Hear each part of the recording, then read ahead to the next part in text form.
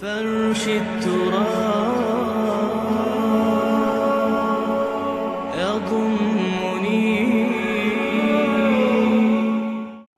بانی محترم، سوال میرا یہ ہے کہ صدقہ جاریہ کی مختصر سی وضاحت اور اس کے علاوہ بلڈ ڈونیشن جو کوئی بھی اپنی زندگی میں کیا گیا ہو. جی، بلڈ ڈونیشن، خون کا عطیہ. Blood donation. جی. اچھا، اس کا کس حد تک اجر و ثواب سے تعلق ہے، بشرطے اگر عطیہ کرنے والا شخص فوت ہو جائے؟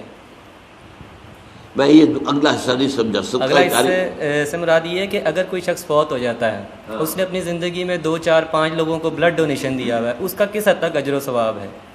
اور صدقہ جاریہ سے متعلق کچھ تھوڑی سی وضاحت.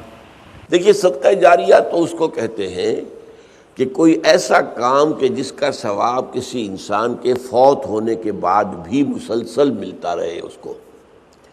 ورنہ اصل قاعدہ تو یہ ہے کہ موت آ گئی تو اب آپ کا جو ہے وہ جو امتحان کا وقت تھا اور جو کچھ کمائی کرنے کا وقت تھا وہ تو ختم ہو گیا. جیسے امتحان میں کہتے ہیں کہ بس سٹاپ رائٹنگ، اب وہ آپ کی رائٹنگ تو ختم ہو گئی. البتہ بعض اعمال ایسے ہیں کہ جن کے اثرات بعد میں بھی پھیلتے رہتے ہیں، اچھے اثرات، تو اس کے جو ہے اللہ تعالیٰ کی طرف سے اس کا ثواب بھی اس شخص کے مرنے کے بعد بھی اس کے حساب میں درج ہوتا رہتا ہے. بہترین صدقہ جاریہ نیک اولاد ہے. اگر آپ نے اپنی اولاد کی پرورش صحیح کی ہے، انہیں مسلم اور مومن بنا کر اٹھایا ہے، وہ اللہ کے فرما بردار متقی بندے ہیں، تو یہ جو ان کا وجود ہے، ان سے جو بھی نیکی پھیلے گی، ان سے جو آگے تقویٰ پھیلے گا، ان سے جتنا بھی بھلائی کا آگے فروغ ہوگا، اس کا ثواب آپ کو ملتا رہے گا. تو سب سے بڑا صدقہ جاریہ جو ہے وہ نیک اولاد ہے. اب اس کے علاوہ ایک صدقہ جاریہ مثلاً یہ کہ ایک شخص نے ایک دینی جو ہے درسگاہ قائم کر دی، زمین وقف کی، عمارتیں بنائی، دینی درسگاہ. اب یہ درسگاہ جب تک چلے گی اس کے حساب میں جو ہے اس کی نیکیاں جو ہے درج ہوتی رہے گی. اسی طرح دعوت و تبلیغ کا کام ہے.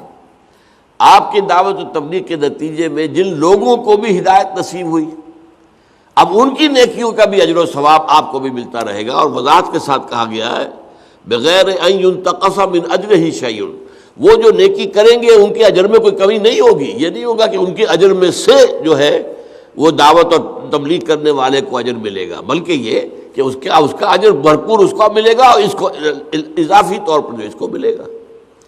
تو یہ ہے خیر کا کوئی کام غریبوں کے لیے، عوام کے لیے. جیسے پرانے زمانے میں ہوتا تھا کہ پل بنا، چاہ بنا، مدرسہ، تالاب بنا. اب اس زمانے میں واٹر سپلائی تو نہیں ہوتی تھی، کہیں کنواں کھود دینا، کہیں راستے پر سبیل ایسی لگا دینا کہ پانی وہاں سے ٹھنڈا جو ہے مسافروں کو ملتی. یہ سارے کام جو ہے یہ صدقہ جاریہ ہے. باقی اگر کسی نے کسی کو خون دیا ہے اور وہ نیکی کے ارادے سے دیا ہے تو اس کا اجر و ثواب اسے ملے گا. باقی اس میں آگے اس کے کوئی منتقل ہونے کا میرے خیال میں کوئی معاملہ نہیں ہے. هي الحلقات تحفظني بآيات من القرآن، هي الحلقات تملأني بحب المصطفى العدنان.